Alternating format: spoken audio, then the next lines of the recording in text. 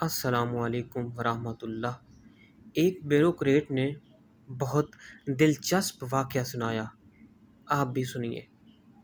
عمران خان حکومت ختم ہوتے ہی ایک اتوار شہباز شریف نے میٹنگ بلائی۔ میں نے سوچا کہ میٹنگ میں جانے سے پہلے پٹرول پمپ پر گاڑی دھلوا لوں۔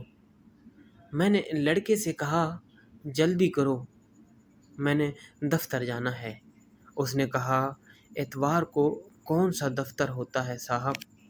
میں نے کوفت سے کہا کہ بھائی وزیر اعظم آفس جانا ہے، اس لیے جلدی کرو۔ وہ مجھے حیرت سے دیکھ کر بولا کہ وزیر اعظم تو چلا گیا، وزیر اعظم تو عمران خان تھا۔